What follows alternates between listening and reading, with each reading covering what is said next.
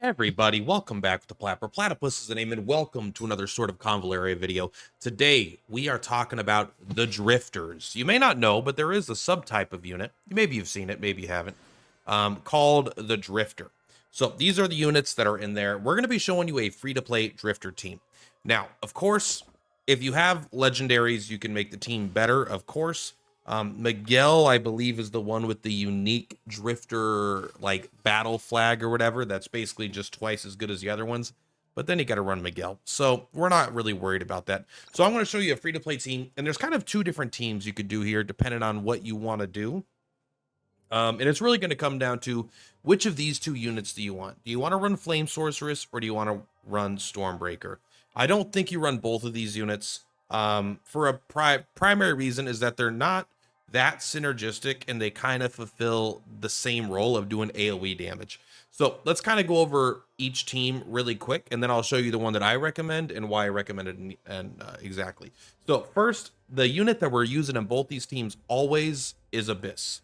Abyss is a pretty much just like an S tier 10 out of 10 gold unit, right? I mean, she's got so many abilities that are so good. She has Dark Ripple, which is good. She just, whenever she deals damage, or sorry, at the end of her turn, she puts a bunch of debuffs on people. She's got Erosion, which puts a bunch of debuffs on people. She has the ability here to put people to sleep. She has Dark Withering. I don't like Dark Withering that much, but it is a way to lower the healing received, which is actually not that important on this team. I'll kind of show you why in a second. Hypnosis is very powerful. Corruption is powerful. Energy Restoration is powerful. Dark Ripple is kind of for bread and butter. But she has the Crumbled Order. She has the Leader's Aura for the Drifter allies. So 10% attack, 20% defense. That's honestly, if you're going for a themed team, and you're going for a team that falls within, like, I want to use all Drifters in my sort of whatever Spiral of Destiny's content, you really want to make sure you have a Leader's Aura. That is a lot of stats to just leave sitting there to not take. So she's pretty much irreplaceable. As far as like specific builds for gear, I'm not going to worry about it too much. We're going over a lot of characters in this. I don't want to be here for like, an hour and a half. So we're going to kind of not really look at how to build the individual characters and more focus on the overall team. But as far as abilities go, I mean, really take your pick. I would probably get rid of Erosion, use Dark Ripple to have good AoE damage. Hypnosis, I would flex in if I really need it. And then I would mostly just keep up Erosion. So this is mostly going to be to turn off passive and reaction skills. This is mostly going to be your every turn you're just dealing damage with this. And then I would take off Energy Restoration and use something like Crumbled Order, because Crumbled Order is super necessary. So if you're not using a Drifter team, you want the Energy Restoration, and then you could use Dark Ripple every single turn, which is very good for AoE, but just kind of whip it out for AoE every now and then. This team doesn't need that much help with AoE. And then this is kind of she's basically your leader and your debuffer. Debuffing is very powerful, so she's going to be there. Now, this is going to be the team, basically. If you're going to go with Stormbreaker, it's going to be a pretty different team, and overall, I think it's a little bit weaker. So if you go with Stormbreaker, you're going to be a more physically oriented team. So you're going to use Stormbreaker, you're going to use Darklight Ice Priest, which is like, it doesn't sound like this is a more physically focused character, but a lot of what Darklight Ice Priest does is like big shields, right? Add physical defense to everybody. If this character has no physical shield, they can gain a shield, put a big old shield on people. And then they have a little bit of single target control as well. So they could do, and they have the energy restoration, which is really good. But like they're able to use like their more expensive abilities every turn. So it's fine, but they're mostly there as like a support to give everyone defense. And then when they are attacking the injured state, you get 20% of the caster's HP as a shield. Like they're fine. They're like they're like a tank, essentially. This would be like your tank and support unit. And then you're going to use things like Outlaw Guard. So it would be 1, 2, 3. And then I would use Outlaw Archer for sure, because he gets the built-in guaranteed defense down 2. And he gets the Great Trap, which is good. And he gets weakening attack. So these are all just pretty good attacks in general. And then you kind of have to pick what you want your last one to be. I like Outlaw Guard because he actually hits really hard. But he has a little bit of a redundancy here in his ability to basically shred physical defense. So I would probably switch out, because that's like usually his best ability. But I'd probably switch that out for just getting like a knockback combo, just doing more damage. But if you don't want to use him, you could also use like another Outlaw Crossoman. So basically, you're using a combination of Stormbreaker and Darklight Ice Priest to tank with their higher defenses and his shielding ability. And then you're using things like this to use, you know, he just does good damage. Armor Rotor is good as well, lowers physical defense. It's a little bit of redundancy there. I think overall, this team is a little bit weaker in general. I don't love the direction of this team because you have to use a lot of bronze units to really make it work out. However, if you use an Abyss, Abyss is already pretty synergistic with Flame Sorceress just because they're both primary magic dealers, right? And when you're using Flame Sorceress, suddenly you really want to use Darklight Fire Priest because they are super synergistic together. So you're using Flame Sorceress. What is she doing? She's applying Scorch to everybody. She does such good damage. And her and Stormbreaker both kind of do AoE damage. One's physical, one's more magical, right? But like you look here, you've got like, I'll be honest, she doesn't do quite as much AoE damage in general. Doesn't have quite as many options.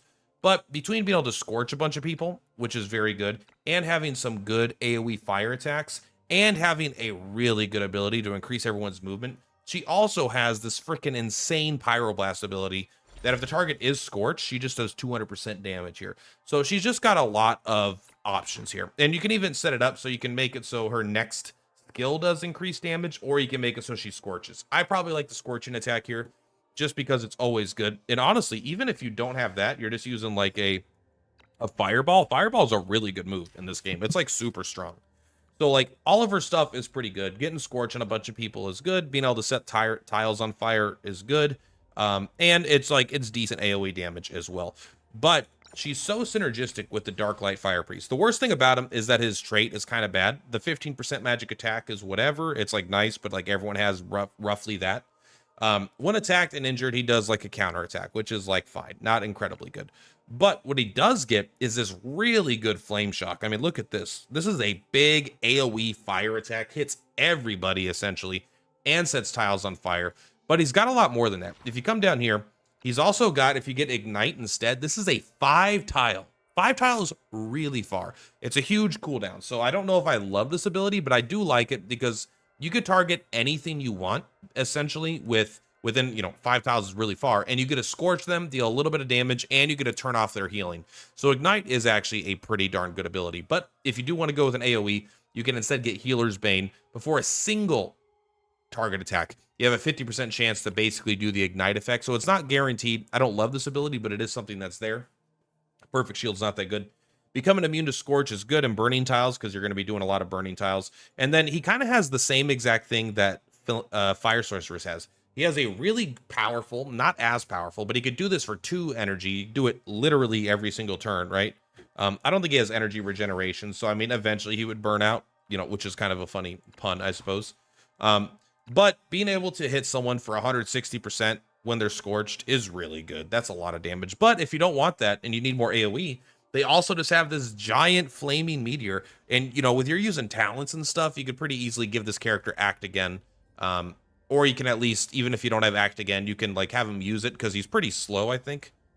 120 speed's pretty slow. And then you could have him like, you know, boost up his speed for the next round. So he goes first in the following round. So he gets to do this. Now, it does cost 2 turns because he skips the turn after he uses it. But it is a massive radius, and it's pretty good damage. And it does do fire, so if they're standing on fire tiles that can be lit on fire, it will burn them out. So overall, he's just a really synergistic character with her. They both want to be applying a Scorch, like, you know, and they can keep applying Scorch to people through different means. And when you reapply Scorch, it does a lot of damage because it like burns off for that 10% damage, and then it reapplies, so it's super good. So they're just very synergistic. Now, outside of that, the only healer is Nightingale. However, I'm just going to say you could use Nightingale if you want, but she's not very good as a healer, in my opinion. Her healing's just not that good. I mean, she has some, like, because all of my abilities I have are for tower. So I'm not going to spend all these points to get these average healing abilities. Like, this painkiller is decent, but that's, like, it. I would just use Angel. Just used Angel. I know she's not in thematically doesn't fit there, but I think that's everyone has Angel and she's like the best healer in the game, just like flat out. I would just use Angel instead of Nightingale and just pretend that Angel left the PayPal states and is now a drifter. Nightingale just doesn't get the job done. Now, really what this team is suffering from, right? You have Abyss, you have Flame Sorceress, you have Darklight Fire Priest, and even like Nightingale or the or Angel, they could do some damage as well. But we don't have, they're not a very tanky team. Unlike the Stormbreaker, Darklight, Ice Priest, you don't have a lot of tankiness going off. You do have a lot of debuffs, right? Abyss is doing a lot of debuffs. But honestly, the goated bronze unit of all time is the Recruited Guard. And I mean, this guy is freaking tanky. Now you can see I haven't leveled him since 50. I just haven't really needed to use him because I use PayPal Guard and stuff. But this guy is jacked. His passive here, he has block. Cool. That's super important, but it's not something to write home about. When attacked from the front, damage is decreased by 15% and block chances increased to 100%. This is more damage negation than built into Coco passively, because Coco doesn't have a guaranteed chance to block. So he has a guaranteed chance to block if he's attacked from the front. And guess what? When you use something like Global Guard, you take physical attacks for other allies within 2 tiles, you jump in front of them and they attack you in the front. So you're guaranteed to guard here. And you get block enhancement. So you're blocking, you're going to block an additional 10% damage. So block already gets rid of they're not additive, right? But the way basically it works is it decreases physical damage by 20%. This increases it by an additional 10%. And his passive decreases it by 15%. That's already insane. Plus, when he gets attacked from the front, his damage taken is reduced by another 30%. And he's got front defense. This guy is so fucking good with the Global Guard. I mean, absolutely cracked. And now if they're magic users, they're going to eat him up. This is all physical damage reduction. But even against magic users, he has physical shield, which does not help at all. You are right. But he can give himself a bunch of physical shield. It also it's redundant with the block enhancement. You don't need it at this point.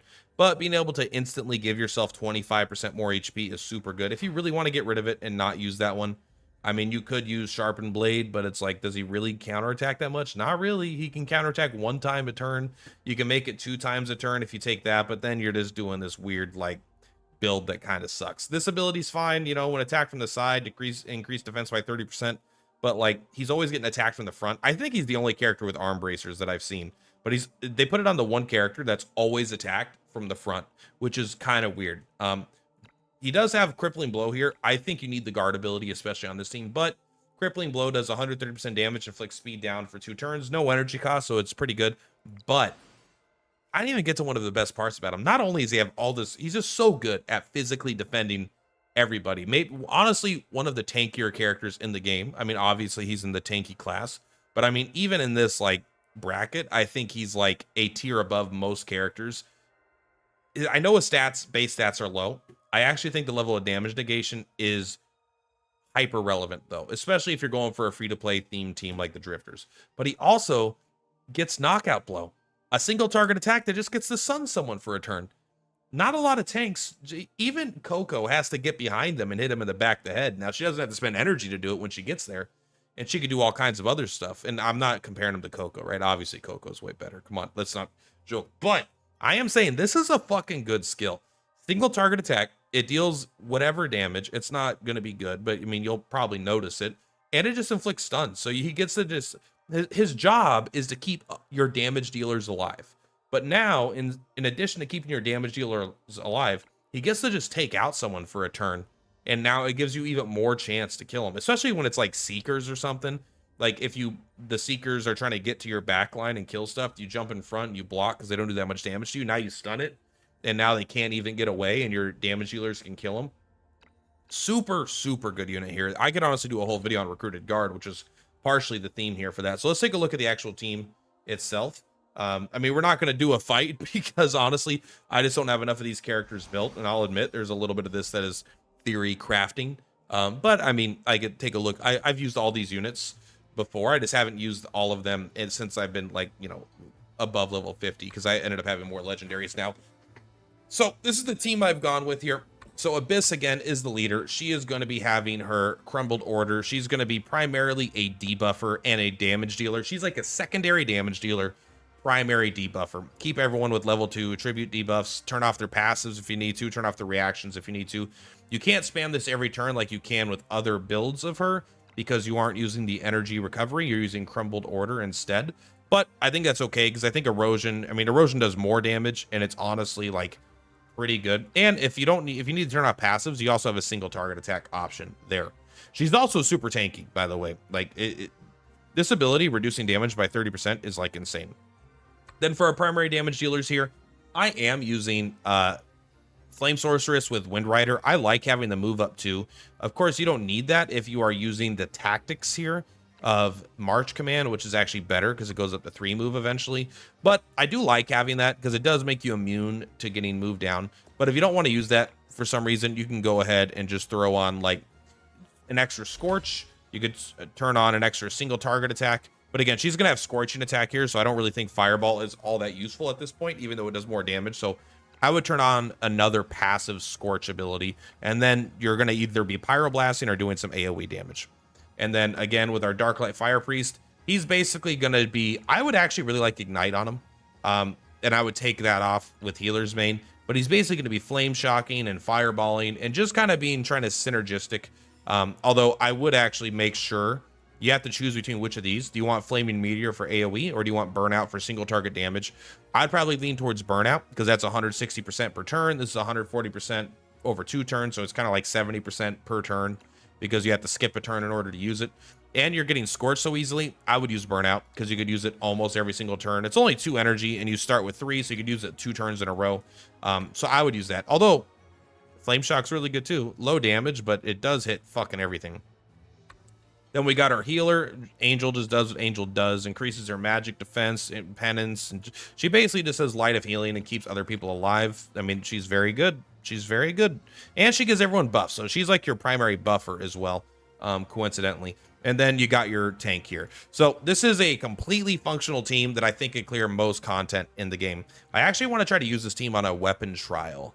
I want to build. The issue is I don't have enough resources, even me, to build every unit up to like level 60, right? Like that's a big ask. I'm working on it. I'm getting more characters up to level 60, but they keep releasing more characters, so I'm working on it. But yeah, this is the team that I came up with. Let me know if you agree with it or you disagree with it. I know making a Drifter team without Stormbreaker might feel like sacrilege.